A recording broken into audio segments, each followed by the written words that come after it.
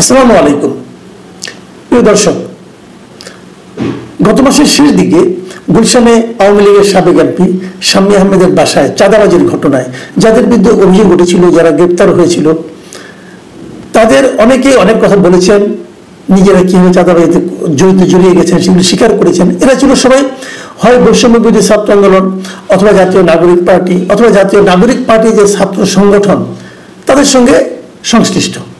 এদের মধ্যে একজন জানি আলম অপু, তিনি ধরা পড়েছিলেন দুদিন পরে।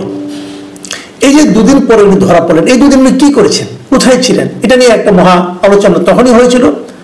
এই সময়ে 27 তারিখে সম্ভবত এই জানি আলম অপু নিজেই কিন্তু ফেসবুকে একটা স্ট্যাটাস দিয়েছিলেন এবং দিয়ে তিনি দাবি করেছিলেন যে তিনি গ্রেফতার হন নাই, তিনি কোনো চাঁদাবাজিও করেন নাই, এবং তিনি এটাও বলেছিলেন যে উনি একটা ষড়যন্ত্রের শিকার এবং উনি খুব শীঘ্রই এই ব্যাপারটা নিয়ে মুখ খুলবেন। এবং উনি মুখ খুলেছেন কি না খুলেছেন তখন আমরা বুঝতে পারিনি, কিন্তু এতদিন পরে গত রাতে একটা ভিডিও, বুধবার রাতে আর কি, একটা ভিডিও, উনার একটা ভিডিও খুবই ভাইরাল হয়ে গেছে, চারদিকে ছড়াই পড়েছে। এবং সেই ভিডিওতে তিনি বলেছেন যে ওনাকে কিভাবে কিভাবে উনি এখানে গিয়েছেন, কে কে এর সঙ্গে জড়িত আছে, উনি কিছু কিছু ইঙ্গিত করেছেন।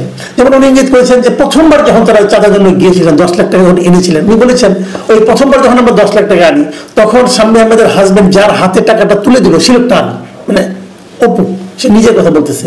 এবং সে বলতেছে ওই দিন রাতের বেলা ওখানে যাওয়ার আগে তারা কিভাবে ওখানে মানে যে রাতে গেল, ওই রাতেই ভোর রাতের দিকে 16 তারিখে আর কি, ওয়েস্টিনের সামনে একটা মোটর সাইকেল নিয়ে, সাদা রঙের মোটর সাইকেল নিয়ে ওনার সঙ্গে কে কথা বলেছিলেন, উনি বলেছেন সেটা ছিল উপদেষ্টা আসিফ মাহমুদ সজীব ভুইয়া। এবং উনি বলার চেষ্টা করেছেন, বলার চেষ্টা করেছেন এইগুলো আসলে আমাদের কাজ না, আমাদেরকে দিয়ে নানাভাবে করানো হয়।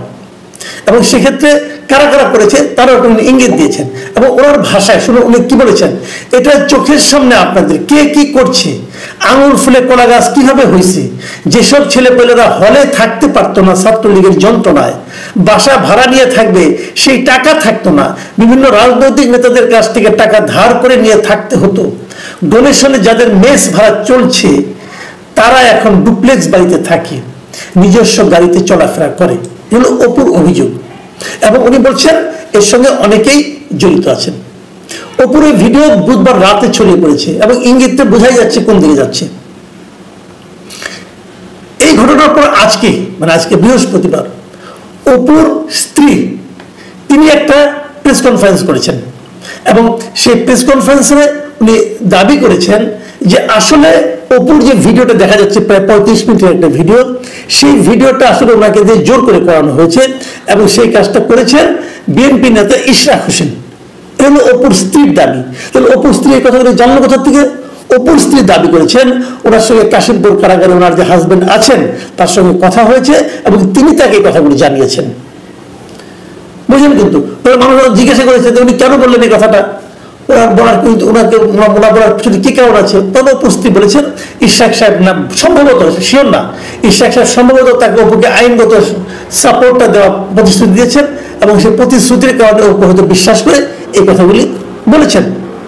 আবার অপু তার ভিডিওতে বলছেন, আগের ঘটনা একটু বলি, তার ভিডিওতে বলেছেন এই ভিডিওটা আমি করছি করে আমার এক বন্ধুর কাছে আমি রেখে যাব, বন্ধু এটা সময় মতো ছেড়ে দিবে। এবং সেটা যদি 1 তারিখে হয় আগস্টের, আজকে প্রায় 14 দিন পরে, 2 সপ্তাহ পরে এই ভিডিওটা গত রাত্রে ছাড়া হয়েছে। তাহলে এখানে সংশ্লিষ্টতার অভিযোগ আসলো কার বিরুদ্ধে? একজনের বিরুদ্ধে। একজনের বিরুদ্ধে স্পষ্ট করে, তিনি হলেন আসিফ মাহমুদ সজীব ভুইয়া। উনি আরো অনেকের কথা বললেন, যারা যারা নাকি আঙুর ফুলে কলা গাছ হয়েছে তাদের প্রতিও অপু কিন্তু মানে ইঙ্গিত করলেন। আসিফ মাহমুদ সজীব ভুইয়া আজকে উপদেষ্টা, উনি খুবই গুরুত্বপূর্ণ মন্ত্রণালয়ের উপদেষ্টা। আজ উনি উপদেষ্টা পরিষদের যে বৈঠক ছিল সেই বৈঠক থেকে বের হয়ে আসার পর তাকে সাংবাদিকরা এই বিষয়টা জিজ্ঞাসা করেছিল। তখন আসিফ মাহমুদ সজীব ভুইয়া যে কথাগুলি বলেছেন আমি আপনাদের হুবহু পড়ে শোনাই, কারণ এই কথাগুলো নিয়ে আমি একটু কথা বিশ্লেষণ করবো।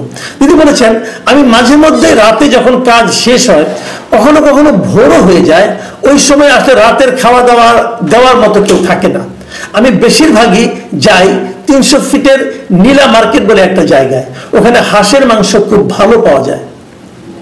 300 ফিট কিন্তু অনেক বসুন্ধরা পার হয়ে প্রায় পূর্বাচলেই বলা যায় এটাকে। তো ওখানে হয়তো 4-5 জন মিলে যাই, ওটা আবার বেশি ভোর হয়ে গেলে বন্ধ থাকে। তখন ওদিকে ওয়েস্টিনে যাওয়া হয়। তবে এক্সাক্ট ওই দিন আমি গিয়েছিলাম কিনা, সেখানে ছিলাম কিনা, এটা আমার মনে নাই। খেয়াল করেন, আমি এখানে কতগুলি কথা বলি ওনাকে। উনি একজন গুরুত্বপূর্ণ উপদেষ্টা।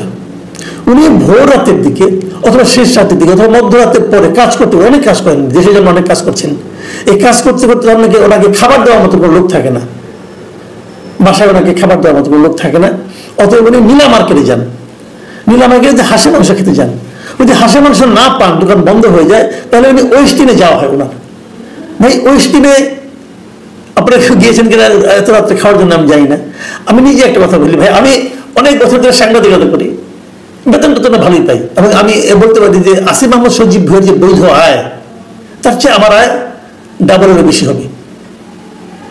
নিজের সরকারি ভাবে যে বেতনটা পাই, তার চেয়ে অনেক বেশি ইনকাম করি, বৈধভাবেই করি, ইচ্ছা হলে যে চেক করতে পারেন।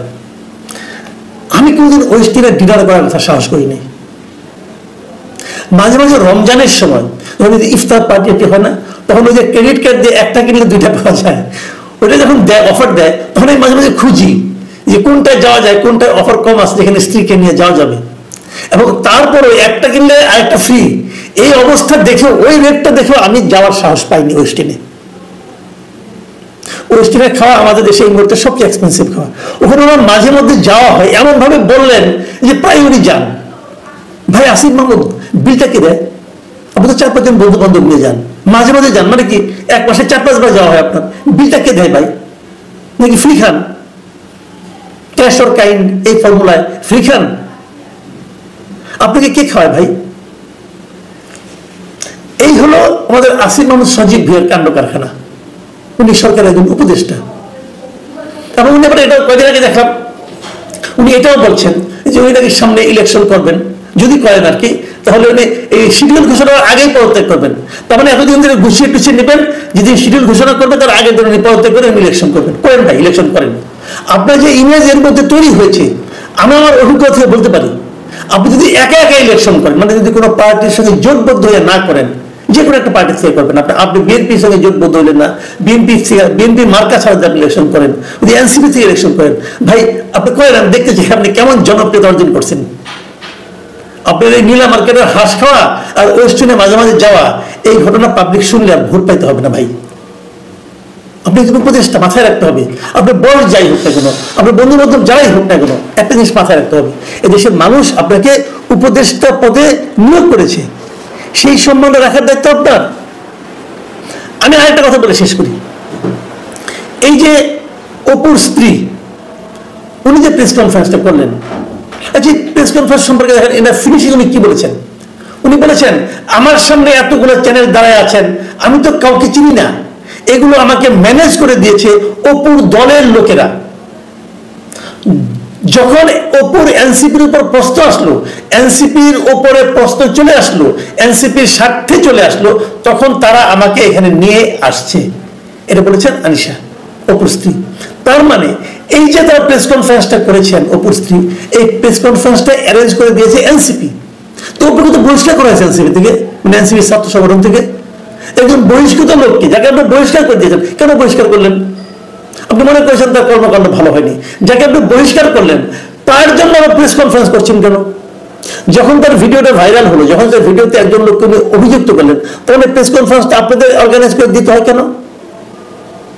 তার মানে অপুর স্ত্রীকে দিয়া আপনারা আপনাদের ইমেজ পুনরুদ্ধারের চেষ্টা করছেন। এইভাবে ইমেজ পুনরুদ্ধার হয়? হয় না। গ্রামে একটা প্রবাদ আছে বুঝছেন, যে মূর্খের ওই ময়লা নাকি 7 জায়গায় লাগে। আপনাদের অবস্থা হয়ে গেছে ওরকম। এইভাবে ইমেজ পুনরুদ্ধার হয় না। ইমেজ পুনরুদ্ধার করার জন্য নিজের চরিত্রকে ঠিক রাখতে হয়, শক্ত রাখতে হয়, নিজের দলকে ঠিক রাখতে হয়, যাদের নিয়ে ঘুরবেন তাদেরকে ঠিক রাখতে হয়, তাদের চরিত্রকে ঠিক রাখতে হয়, এবং জনগণের কাছে যেতে হয়।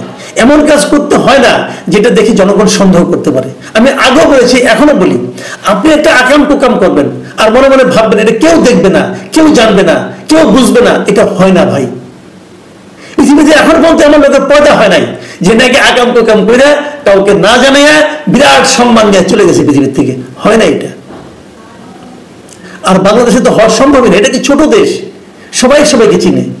আপনি নীলা মার্কেটে যান আর ওয়েস্টিনে যান, যে বয় বেয়ারাটা আপনাকে খাবারটা পরিবেশন করে সে কি মানুষ না? সে কি আপনাকে দেখতেছে না যে আপনার মধ্যে গেছেন নিয়মিত ওয়েস্টিনে কি কারণে আসেন? তার সঙ্গে কারো আত্মীয়তা নাই, সে কি কাউকে বলবে না? এইভাবে বাইরে চলে আসে। প্রিয় দর্শক, এখন এই পর্যন্তই। আল্লাহ হাফেজ।